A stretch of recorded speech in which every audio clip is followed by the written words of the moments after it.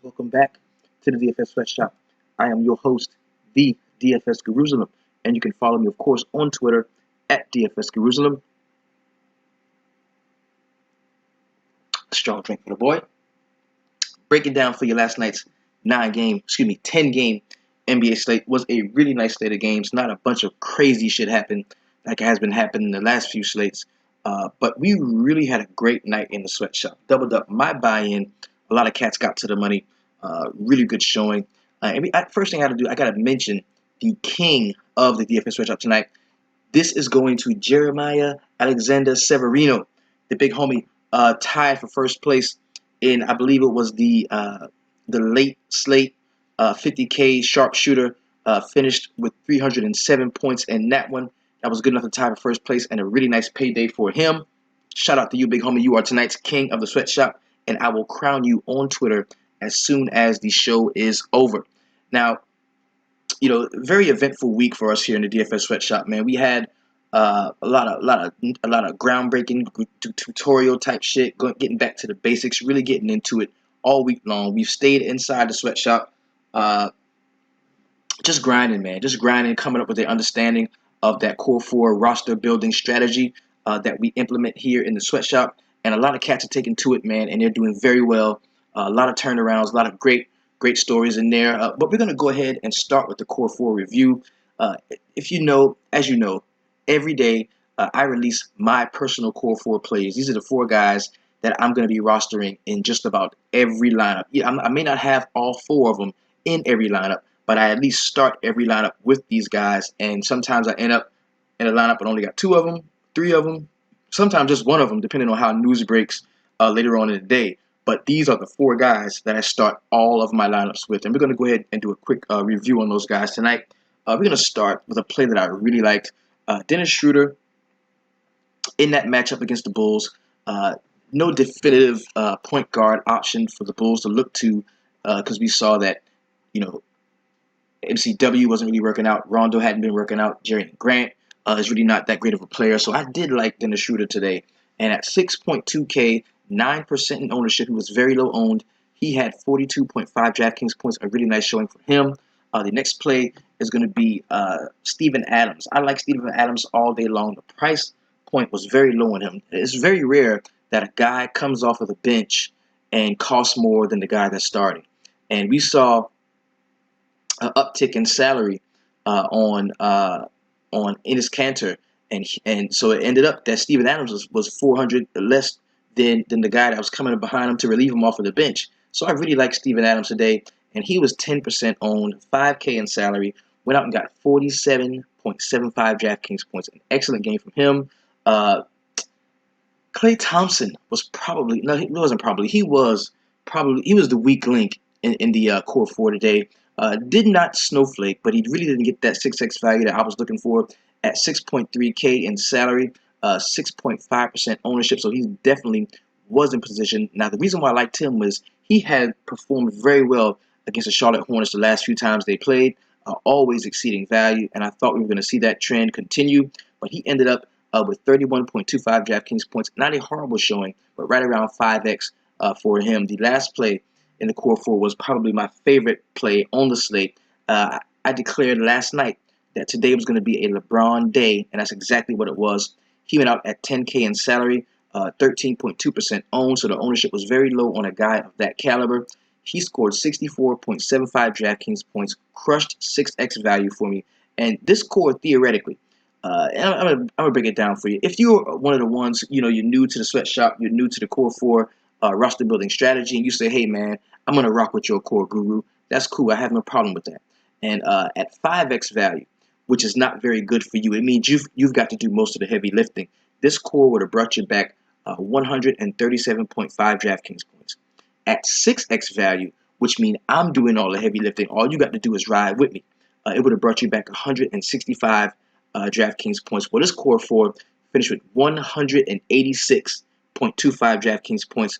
I'm plus 21.25 to the good in this one. So that was an excellent showing from the core 4. If you rock with my core 4, there's no doubt in my mind you were definitely standing in the winner's circle. So it was a really good day for the core 4, really good day for the sweatshop in general. I doubled up my buy-in. And something real funny, I preach and teach and talk a lot about changing your lineups before lineups lock. And I'm no different from a lot of you. It happens to me too. Some punk ass snowflake pussy motherfucker from one of them major sites, the Roto Wire, the Roto some shit. They post this post on Twitter and say, yo, LeBron is probably going to be having his minute scale back per Coach Tyrone Lue. So that led me, I was 90% LeBron. He was my favorite player on the slate. I was 90% LeBron. That led me to pivot in a lot of lineups off of LeBron onto Kevin Durant. So I should have really had an awesome, excellent night. I still doubled the buy-in, so I ain't complaining.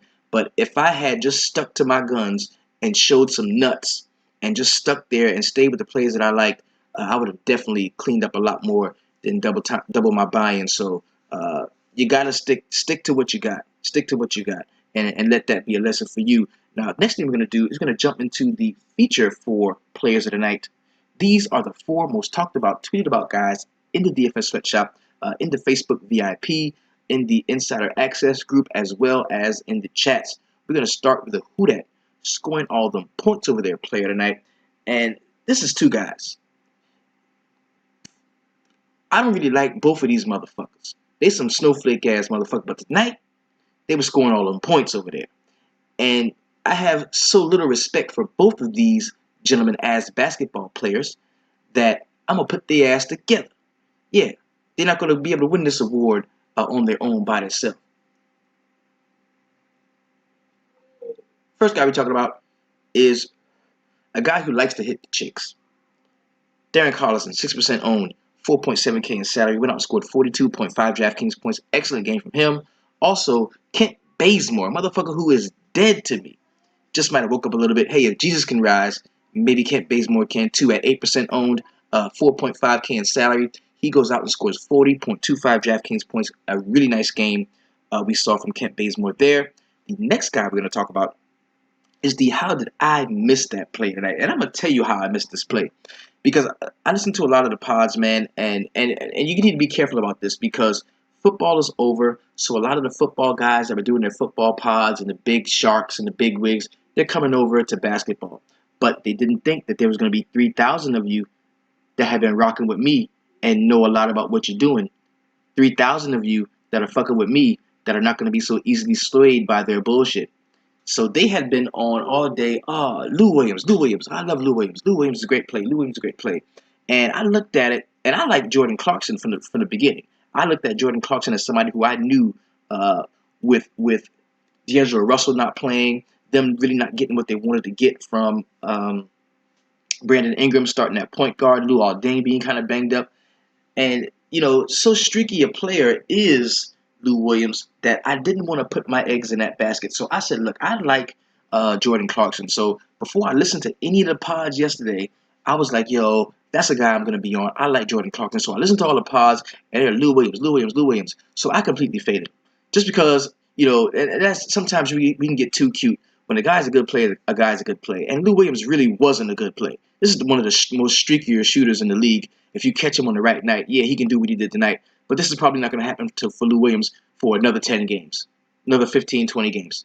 It might not happen again for Lou Williams for the rest of the season. So the Sharks got lucky tonight. And if you took their advice and you jumped on Lou Will, he definitely returned a great value for you. And that's why I missed him. He is the how did I miss that play tonight? Coming in at 15% ownership, 5.8K. He goes out and scores 52 DraftKings points. An excellent game we saw from Lou Williams. Now we must jump into the heat check play tonight. This is the guy, probably didn't score the most points, maybe wasn't the highest salaried guy, but this is the dude that just went out and fucking balled. Above everybody else, he went out and he balled from tip off to the end of the game. We're talking about Marc Gasol, 10% ownership, 7.5K in salary, goes out and scores 61.25 DraftKings points. An awesome game we saw from Marc Gasol. Salute, you are tonight's heat check player of the night. Now, we must talk about that one motherfucker. This is the motherfucker who has been the snowflake of the night before. Now, there's a few things I'm sick of when it comes to you, brother. I'm sick of you getting the rebound and taking off down the court like you a motherfucking point guard, bouncing the ball off your leg. I'm sick of that bullshit ass mohawk haircut that you got. I'm sick of how you always pouting and fussing and acting like a little bitch whenever things don't go your way.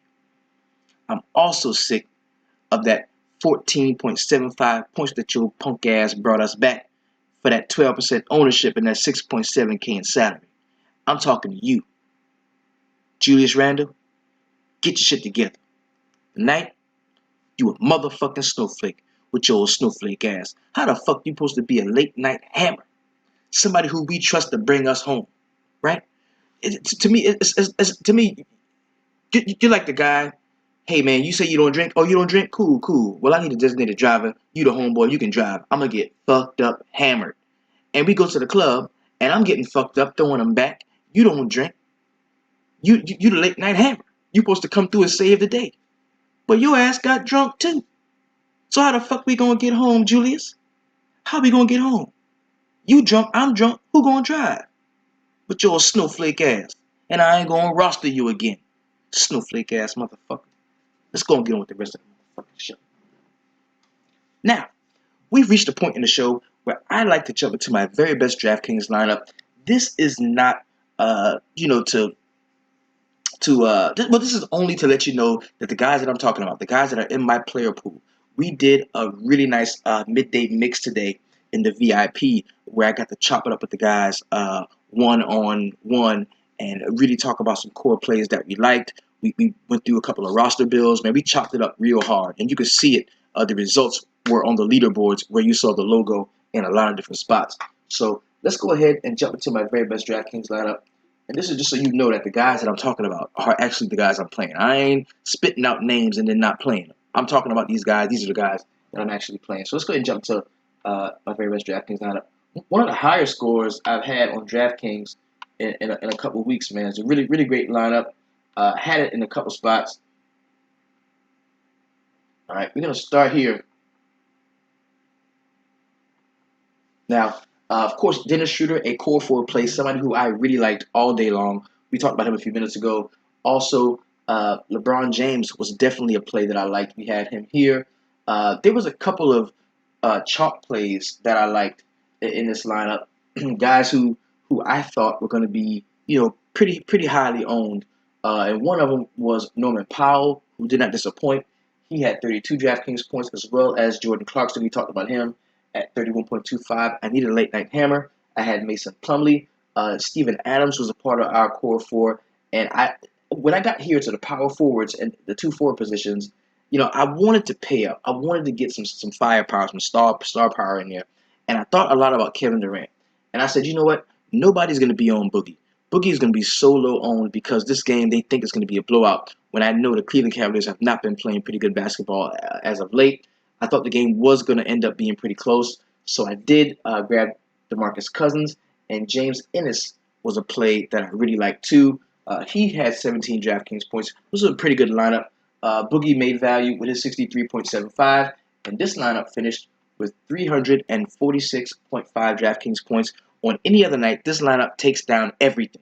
But the DraftKings scores was higher than the giraffe pussy tonight.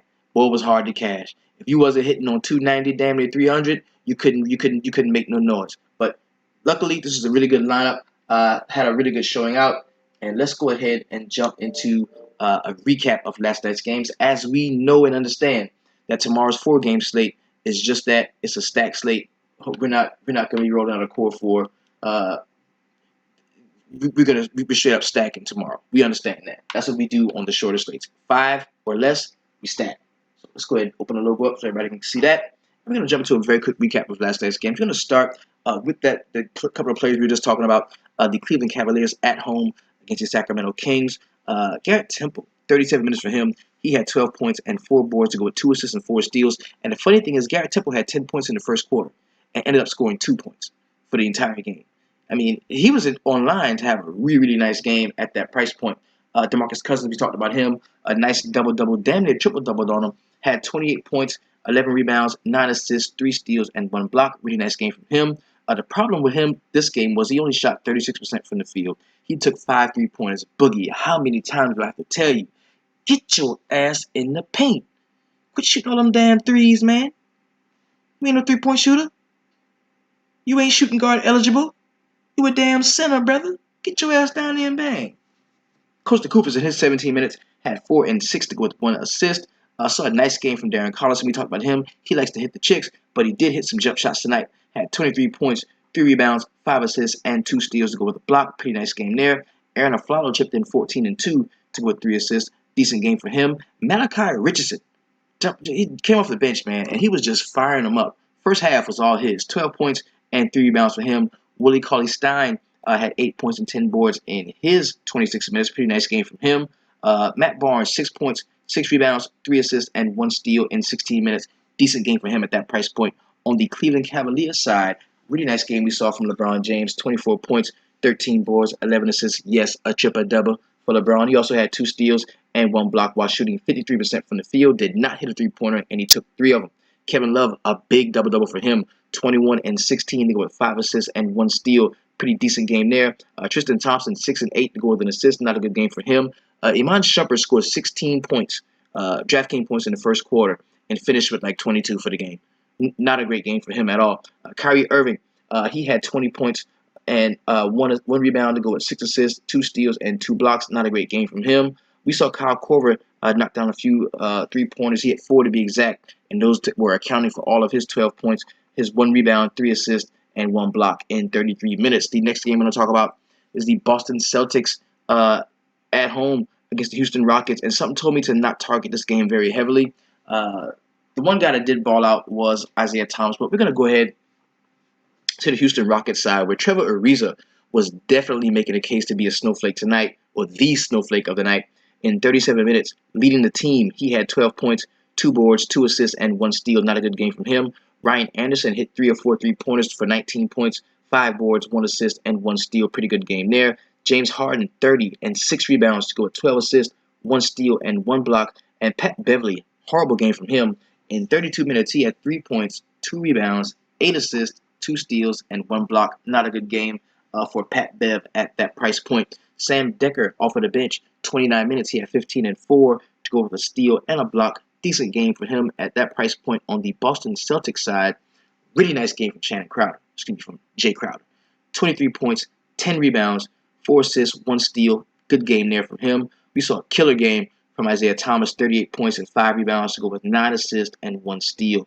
Good game there from Isaiah Thomas. Al Horford had 20 and 3 to go with 9 assists, 3 steals, and 2 blocks. Pretty decent game there. Not much else to speak about on the Boston side. They did win the game quite handily by 11 points. Next game I'm going to talk about is the Brooklyn Nets at home against the Miami Heat. This was a really, really good game. Very competitive game from beginning to end. We saw a beast game on the Brooklyn Nets side of the ball from Brook Lopez. Man, he had 33 points, 4 rebounds, and 3 assists while shooting 47% from the field. He took 14 three-pointers in this game and hit 7 of them. 50% from 3, 14 three-pointers. Man, get your ass down there and bang. You ain't shooting guard eligible.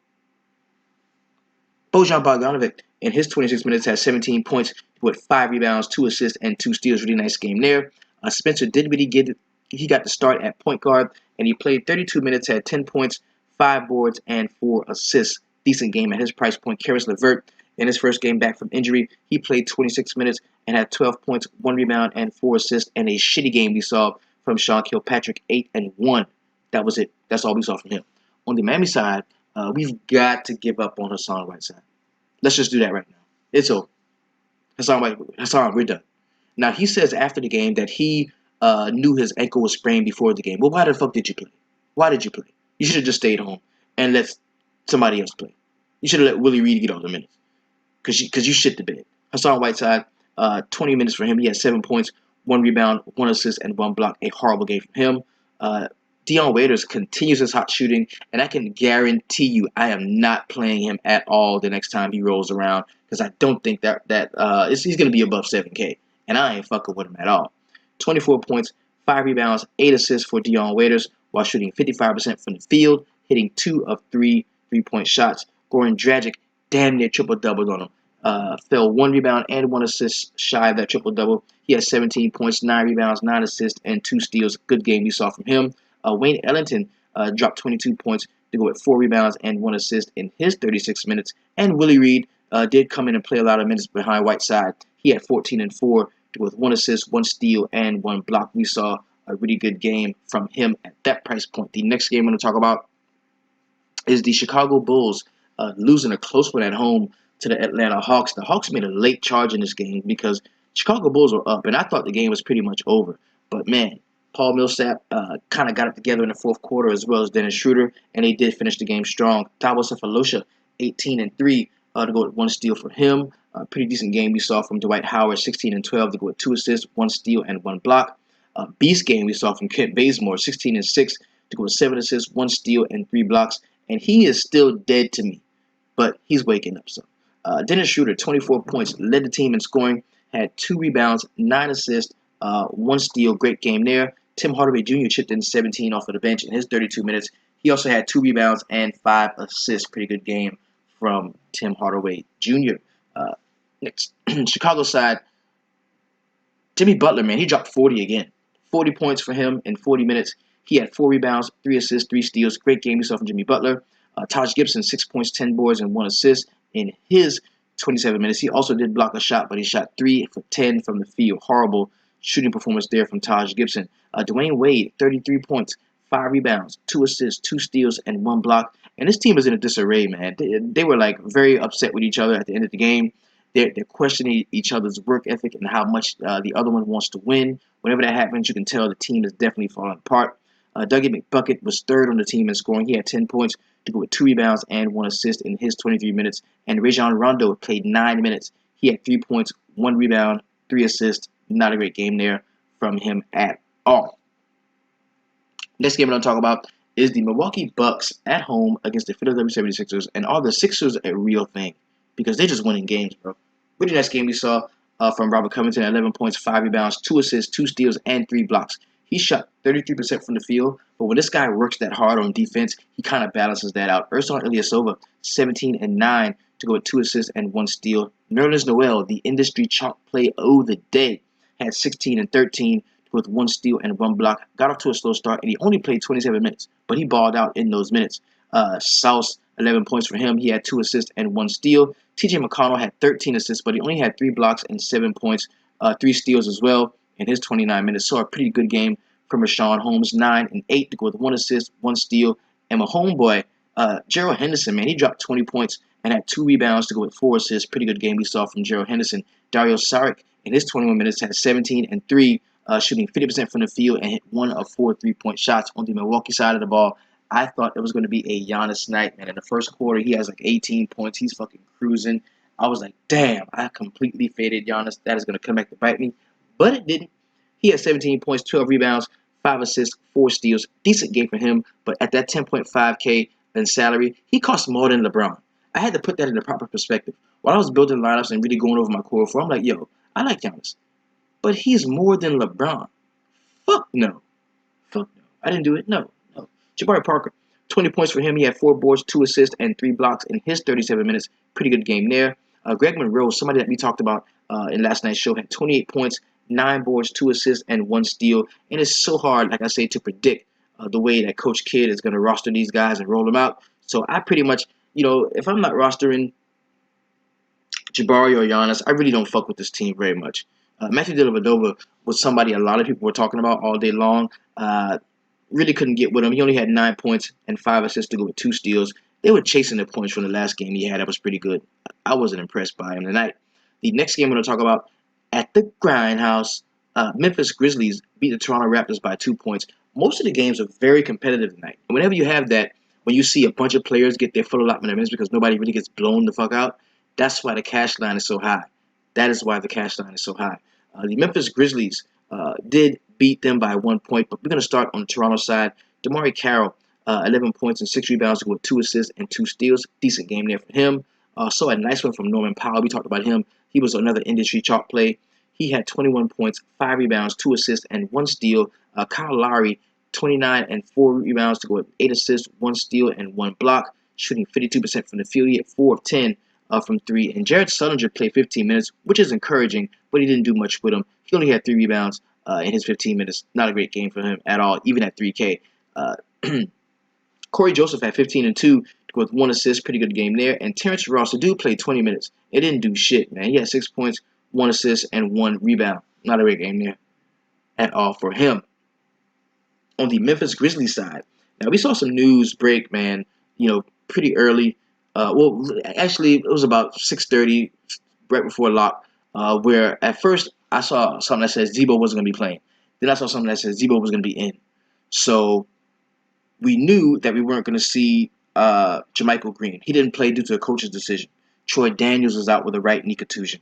So stacking this game was probably a nice option as long as you stayed away from Mike Conley. He had 35 minutes, only 11 points and 3 boards to go with 5 assists and 1 steal, and he should have seen a much better game. Turns out TJ McConnell is a solid defender. And the funny thing about Conley is he shows up against big point guards, but against uh, guys that are not as good as him, he kind of plays down to the competition. Doesn't play very well against guys who are subpar. Tony Allen, 15 and 11, go with 1 assist and 2 blocks. Good game there from him. Saw a killer game from Marc Gasol. He was the heat check player tonight. He dropped 42 points, had 7 rebounds, 2 assists, 1 steal, 2 blocks, shooting 56% from the field and hit 5 of 10 from behind the arc. He can get that shooting guard eligibility shit as long as he keeps shooting like that.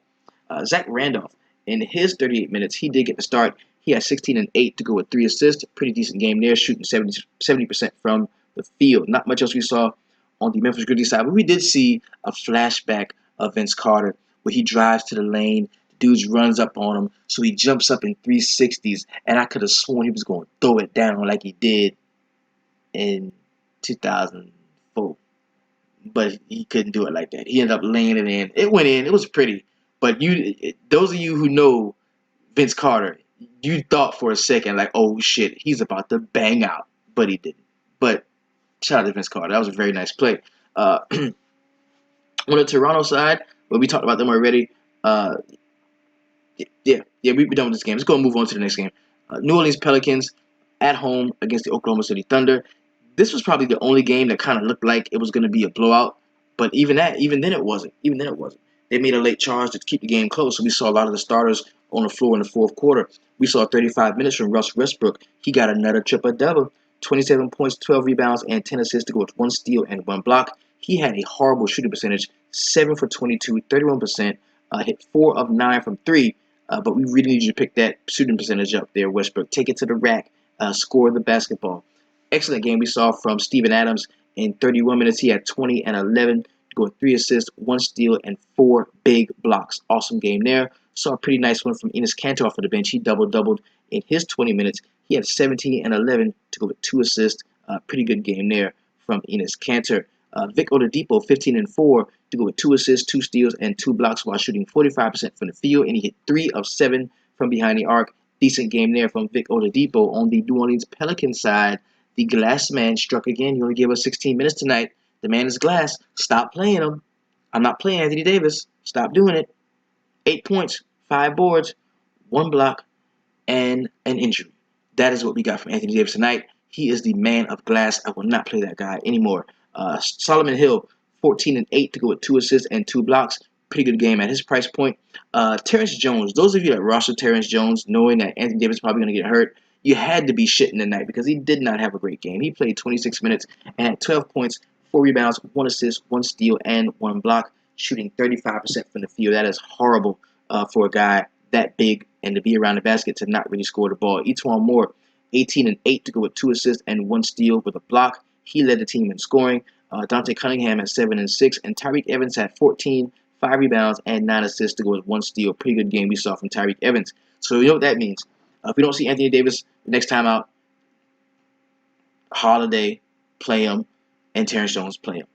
Tonight, Holiday in 31 minutes had 14 and 2 rebounds, scored with 8 assists and 4 steals with a block. They need to trade that dude, man. Or he needs to retire. Anthony Davis, he is so injury prone. It's not even funny. It's bad. It's bad. Last game on the slate, the next game on the slate is going to be the Charlotte Hornets at home against the Golden State Warriors. Man, I wish I could have been at the Beehive to watch Steph Curry and all of those guys from Golden State play, man. That would have been awesome. The tickets were probably a grip, so I couldn't go. Kevin Durant, in his 36 minutes, had 33 points, 5 rebounds, 2 assists, and 4 blocks. And the pivot off of LeBron, it didn't seem that bad while I was making that move. And if I had to do that again in that situation, I probably would do it 10 times over again. But, man, LeBron had a great game. and Kevin Durant had a decent one, just really didn't crush that value the way LeBron did. Draymond Green in 36 minutes had 13 and 4 to go with 6 assists, 2 steals, and 3 blocks. Pretty good game there. Klay Thompson underwhelmed for me. I thought he was going to play a lot better game. He had 19 and 5 to go with 1 assist, 1 steal, and 1 block. And we thought we were going to see a huge amount of minutes and scoring actually from Steph Curry. He did play 36 minutes, but he only had 28 points, 2 rebounds, and 6 assists to go with 1 steal. He hit 6 of 12 from behind the arc, hit a bunch of 3-point shots. So that was a pretty good thing for the hometown hero. Steph Curry had a really decent game out. Didn't really turn heads, but he had a decent game out.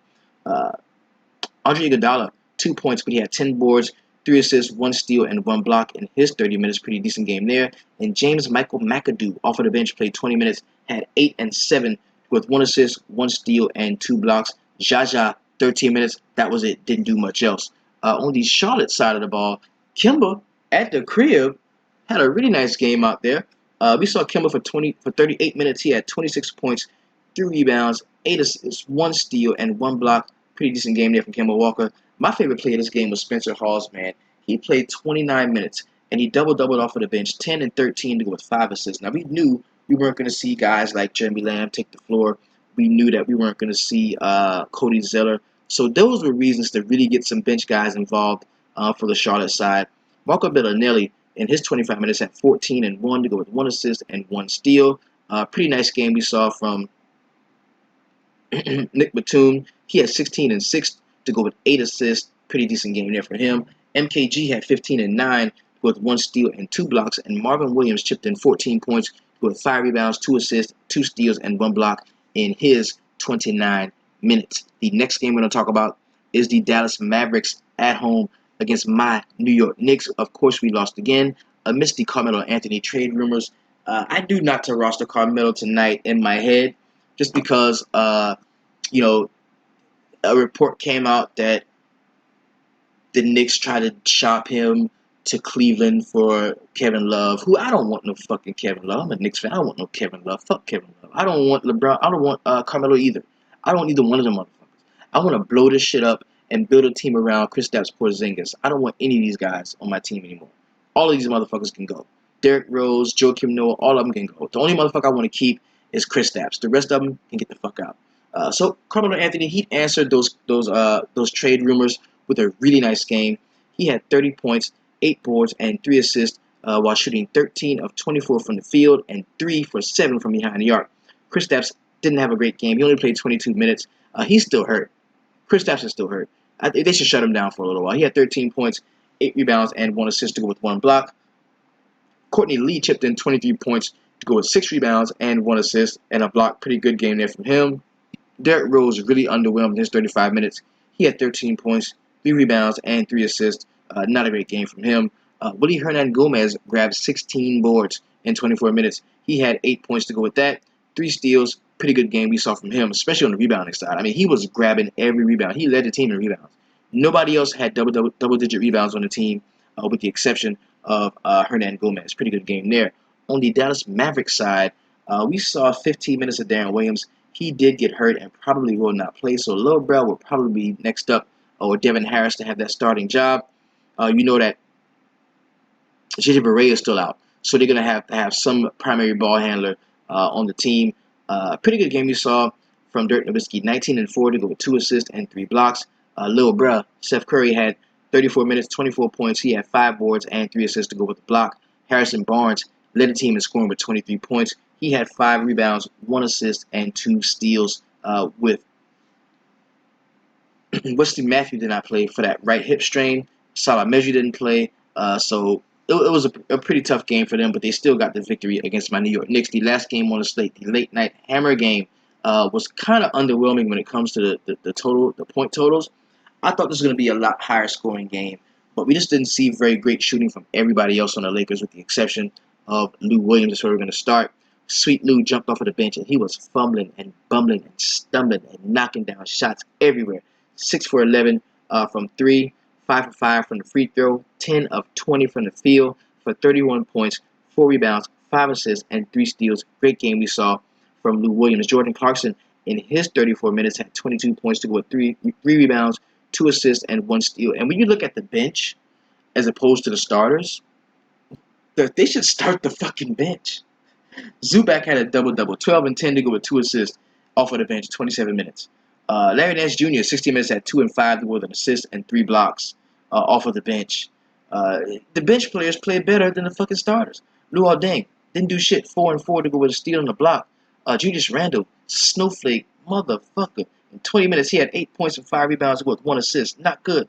Nick Young, he had 3 3-pointers, but he only had 15 points and 4 rebounds. Horrible game. Jose Calderon didn't score a fucking point, played 15 minutes. Like, why are they starting? Why are they playing the bench? They should just start the fucking bench. This is crazy. This is crazy. I gave Guy a lot of credit, being, a guy that came up under Steve Kerr and coaching, and he's doing all this sexy, innovative shit with the lineup and shit. But man, just put the best players on the floor. Man. This is stupid. This is crazy. And it's not like you're doing it and winning.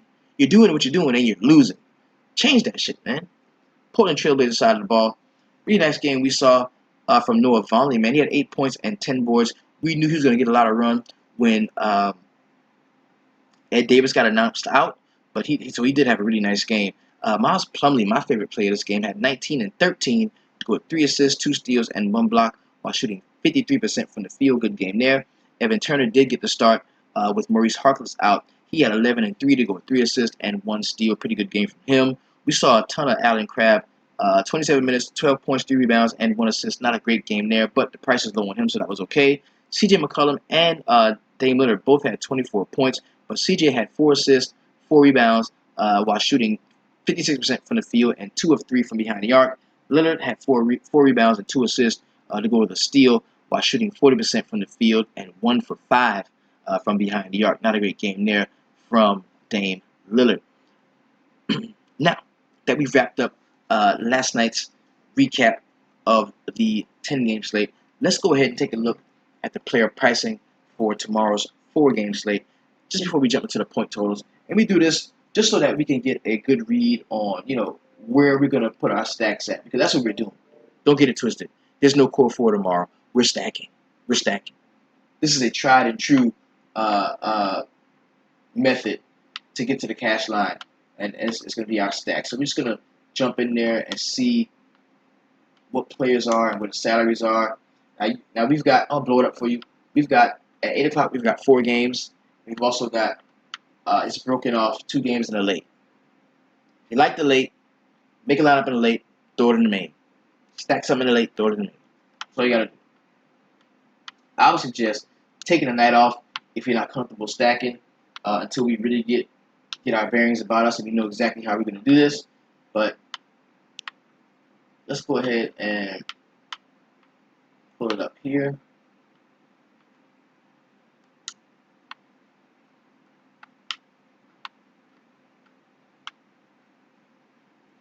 Now, as we can see, Russell Westbrook, again, is the highest salaried player on the slate. Did not have a great game out, but the price is $12.6K. Against Dallas Mavericks with no Darren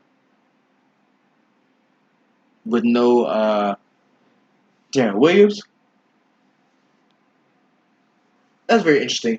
We've got Karl Anthony Towns against Indiana. Yes, that automatically means we can stack some Minnesota. I like that. Nikola Jokic at 9.3 against Phoenix. We can stack that. Eric Bledsoe at 9.2. The price is up on him. I would avoid playing Eric Bledsoe tomorrow. That price is too high for me. Paul George at 7.9 is still quite manageable. Rudy Gobert, he owes me money. And at 7.5K, I think we can stack them against the Lakers. I liked him and Gordon Hayward as well. Jeff Teague at 7.2. The price is down some for me on him. I like him tomorrow. Maybe not so much as a stack, but a 3 or 4 man stack. But maybe just Paul George and Jeff Teague. I think I can work with them tomorrow. Devin Booker, yes, I like him against the against the Phoenix, against the Denver Nuggets. I like him. Andrew Wiggins, 7K going up against Paul George. I like him. I like him tomorrow. Rick Rubio at 6.8 is definitely in play against Jeff Teague, as is Jeff Teague in play against him. George Hill, 6.7K. I like him. There's a lot of shit we can do. This is a nice stack slate. This is nice. Julius Randle, 5.9. The price is down, but that's still a no for me. Zach LaVine, 6.2. He can be a contrarian play in the stack. A lot of people are not gonna want to roster Zach LaVine tomorrow. Thad Young at 5.7. Yes, Wilson Chandler. Yes, at 5.6. Then Darren Williams is out, so that immediate value is going to be open up there. We find out who's going to be getting the start for the Dallas Mavericks. It is Cantor at 5.5. That's a good start for me. Gorgie Jang 5.5. So I'm looking at this already, and I think that we're stacking. We're stacking Minnesota. We're stacking Phoenix. We're staying away from the high dollar guy on Phoenix. We're staying away from Eric Bledsoe. We're stacking around that, and we're gonna maybe pay up in a spot or two. You can pay up for Westbrook tomorrow or Towns tomorrow while stacking some cheaper Phoenix guys. I see that coming. Gary Harris, 4.8. Love him. Joe Ingles, yes. There's some pretty good stack potential. Yeah, this is going to be nice. Let's jump into the point totals real quick. Go ahead and break this down and shut it off for the night. First game we're going to talk about, Indiana Pacers going to Minnesota to take on the Timberwolves. This is a 212.5 point total, with the Indiana Pacers being the underdog. Minnesota Timberwolves are giving up 3 points in this game. And I can tell you automatically, I like Jeff Teague, I like Ricky Rubio, I like Karl Anthony Towns, I like Anthony Wiggins. I think we can go 4 deep on the Minnesota side, leaving out either Gorgie Jang or leaving out Gorgie Jang or Zach LaVine, and possibly even picking up Shabazz Muhammad. He's been seeing a ton of minutes lately. I like him. Minnesota stack is definitely going to be in the cards for me.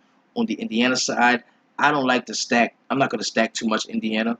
Maybe a one-off of Teague or Paul George, maybe even Miles Turner, but together in a lineup, I don't think all of those guys. This offense isn't good enough for all of those guys to perform well together.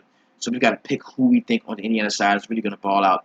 And I would venture to say Jeff Teague would probably be the safest play on the Indiana side. Next game I'm going to talk about is the Dallas Mavericks going to Oklahoma City to take on the Thunder. This is the lowest point total on the slate, 201.5 points at the total. The game's going to be even slower now that they've got that uncertainty at the point guard position, especially if we don't see Wesley Matthews and Darren Williams. This game could get out of hand really quickly.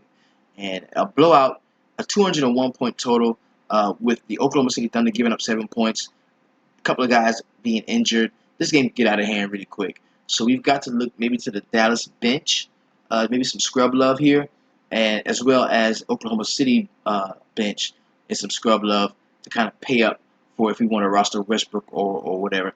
Next game we'll talk about is probably going to be the game everybody's going to have the most invested in. It's the Phoenix Suns going to Denver, take on the Nuggets. Both teams are on a day of rest. We've got the Denver Nuggets giving up 6 points to the Phoenix Suns. 229.5 points is the implied point total. I like a lot about this game. I'm gonna X out. I'm gonna X out immediately. I'm gonna X out Eric Bledsoe. I'm not playing him tomorrow. 9.2K. Fuck that. I'm not playing.